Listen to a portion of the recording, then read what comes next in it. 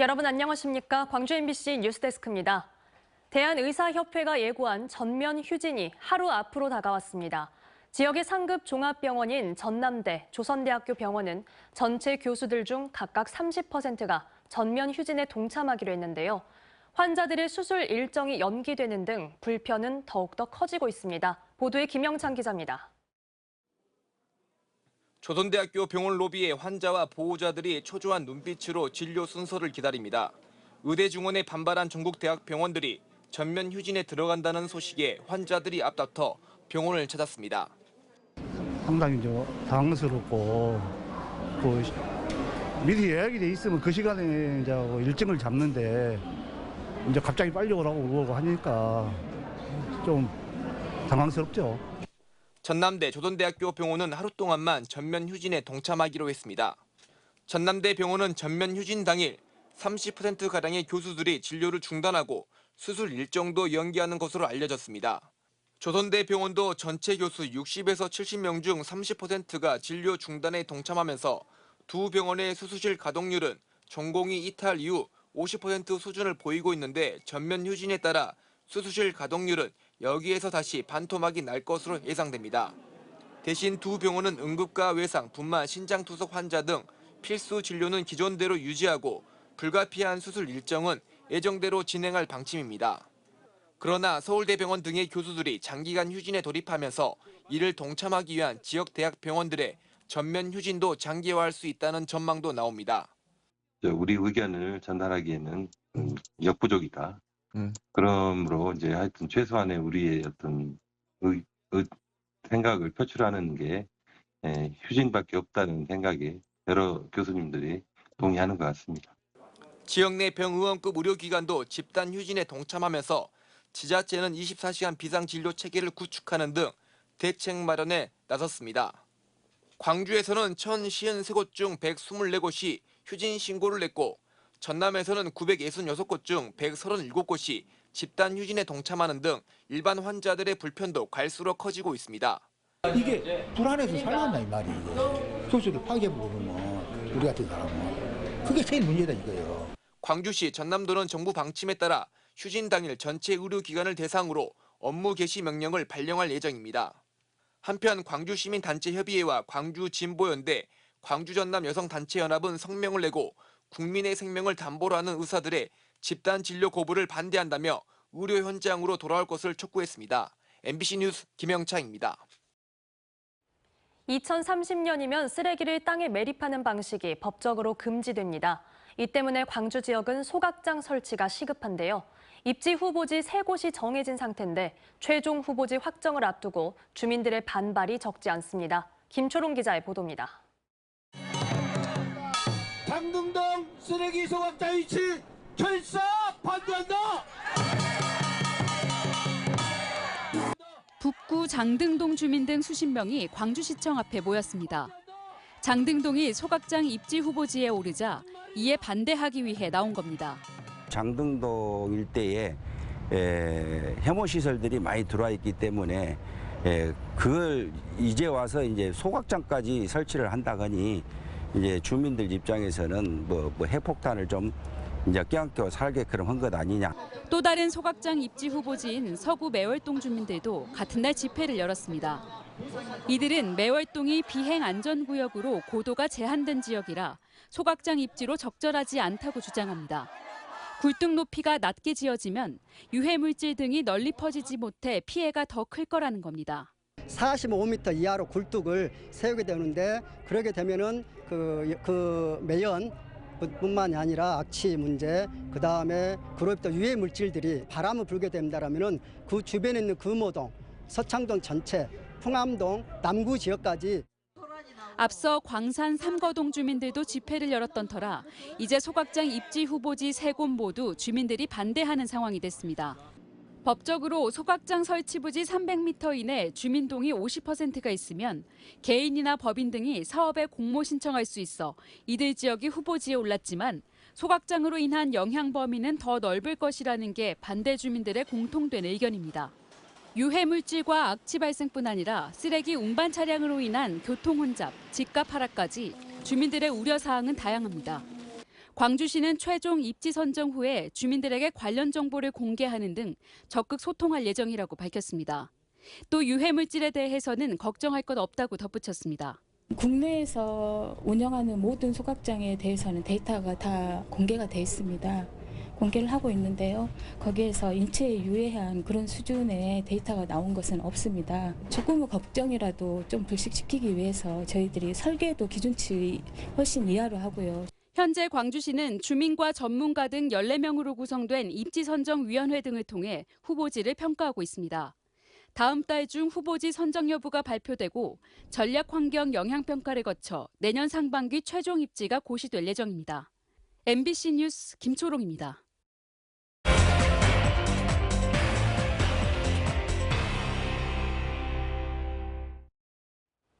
재난 문자, 귀찮게 느껴질 때도 있지만 위급한 상황에는 반드시 필요한 안내인데요. 이주 노동자 등 국내에 거주하는 외국인의 수가 크게 늘고 있는데도 재난 문자는 한글로만 제공되면서 외국인들이 재난 사각지대에 놓여 있습니다. 서희령 기자가 현장에 한 걸음 더 들어가 취재했습니다. 이국 땅에 홀로 시집와 고생하는 딸의 육아를 돕기 위해 3개월 전 한국으로 온 부부.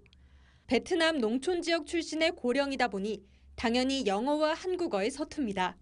그런데 며칠 전 집이 흔들리는 진동을 직접 느낀 뒤 이웃의 도움을 요청해야 했습니다.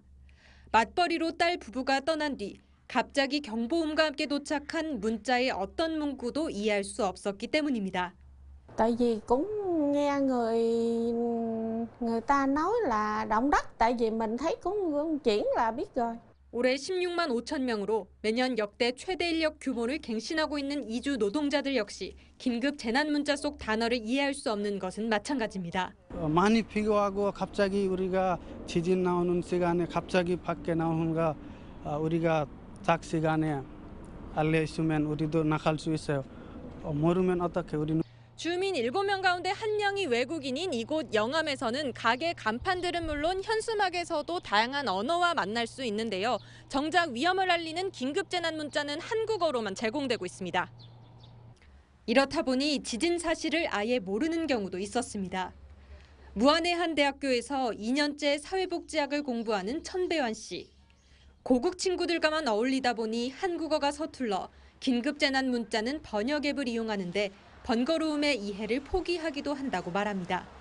Em là vẫn nhận được tin nhắn nhưng mà kiểu là em không đọc hiểu được tiếng Hàn ấy nên người ta cảnh báo thì em cũng cứ bỏ qua chứ em là không ngồi xem được vì em không dịch được nội dung để em quan tâm ấy nên em cứ bỏ qua cái tin nhắn đấy ạ.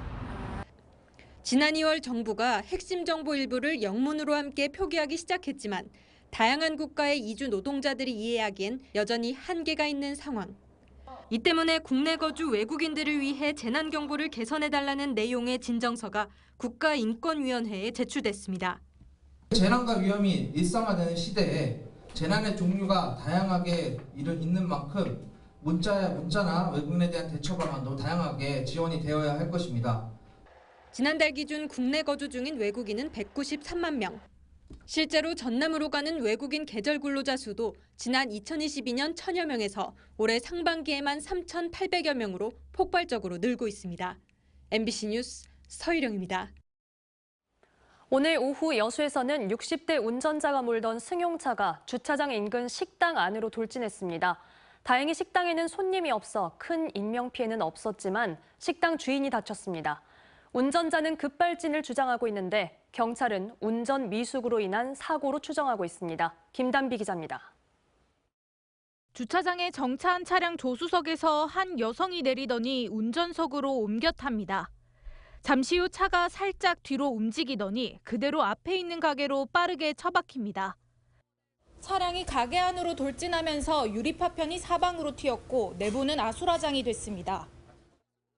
오늘 오후 2시 15분쯤 여수 오림동에서 60대 운전자가 몰던 승용차가 식당으로 돌진했습니다.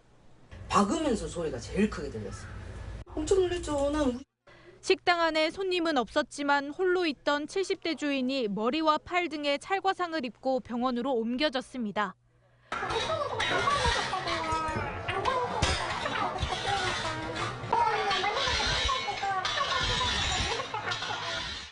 운전자는 주차장에서 차를 빼던 중 갑자기 급발진했다고 경찰에 진술했습니다.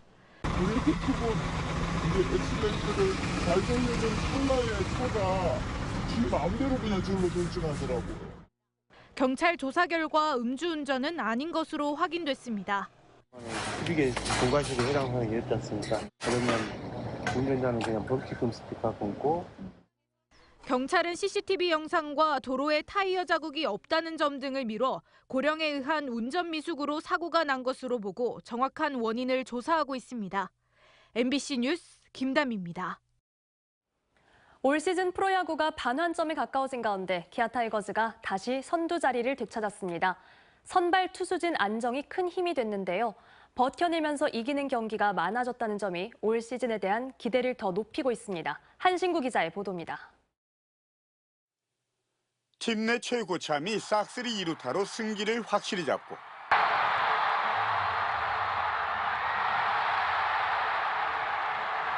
팀의 미래로 불리는 선수는 그의 승부의 쐐기를 막는 홈런을 때려내고 기아 타이거즈가 KT와의 지난 주말 3연전을 모두 쓸어담으면서 2위 LG에 다시 한 게임 반차 선두를 달렸습니다. 무엇보다 선발진 안정이 다행입니다. 선발진의 이탈과 불안이 2달 동안 이어진 선두 자리를 내준 이유였는데 시즌 6승째를 수확한 윤영철. 그리고 대체 선발인 캠 알드레드와 황동화 선수가 인상적인 투구로 모두 승리 투수가 됐습니다. 안정적인 마운드 운영이 가능해진 만큼 더 치고 올라갈 수 있는 동력이 생긴 겁니다. 최근 불안했던 불펜진 역시 1점 차 박빙의 순간에 높은 집중력으로 승리를 지켜낸 가운데 무뎌진 중심 타선에 무게감을 주는 최고참 최용우 선수의 활약도 빛났습니다. KBO 통산 최다 루타 기록을 갈아치운 최 선수는 지난주 이틀 간격으로 6타점씩을 올리면서 올 시즌 62타점으로 선두로까지 올라섰고 최고령 100타점 기록을 바라보고 있습니다.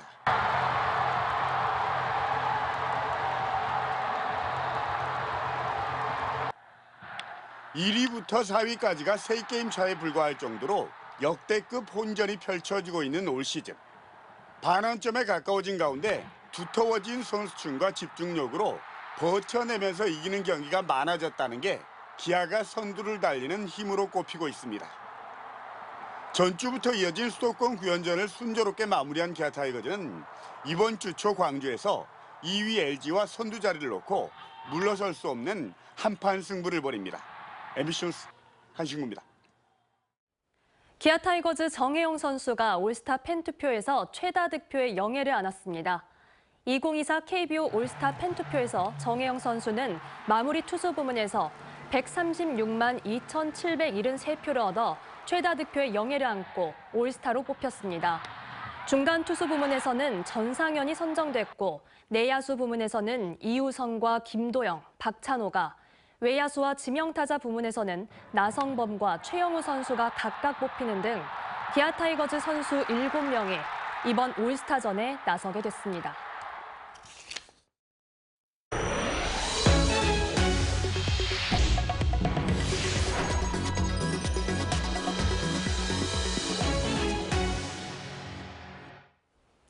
경찰의 테이저건을 맞은 뒤 돌연사한 50대 남성에 대해 경찰이 급성 심장사로 인한 사망으로 결론 내렸습니다. 광주 북부경찰서는 국립과학수사연구원의 부검 결과 외부 자극에 의한 급성 심장사라는 결론이 났다면서도 테이저건이 사망의 직접적인 원인이 됐는지 여부는 확인되지 않았다고 밝혔습니다. 한편 50대 남성은 지난 4월 광주의 한 아파트에서 본인의 아들에게 흉기를 휘두른 혐의로 현장에서 테이저건을 맞고 체포된 뒤 의식을 잃고 병원으로 옮겨졌지만 숨졌습니다. 광주 북구는 오늘 착공식을 열고 북구청 신관 공사를 시작했습니다. 옛 북구 선거관리위원회 자리에 들어서는 신관은 예산 300억 원을 들여 오는 2026년 완공될 예정이며 지하 1층, 지상 8층 규모로 지어집니다. 지난 1985년 지어진 북구청은 사무공간 부족으로 일부 과들이 청사 바깥 건물에 있어 불편하다는 민원인들의 지적이 꾸준히 제기돼 왔습니다.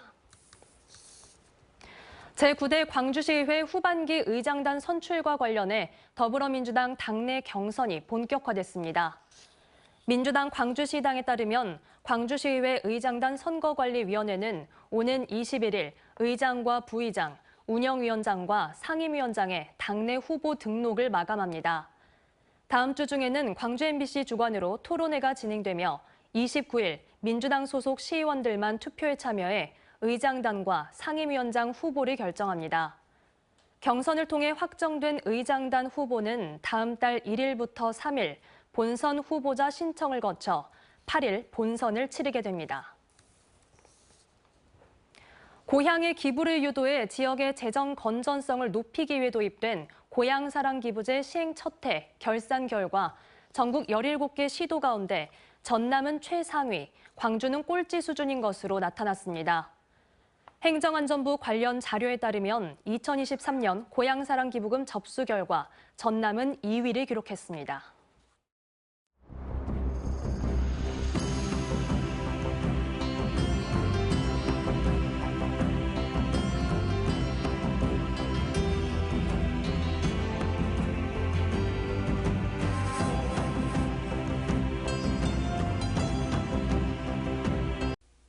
언제 어디서나 내 손 안의 뉴스. 광주 MBC 뉴스 유튜브 구독으로 함께하세요.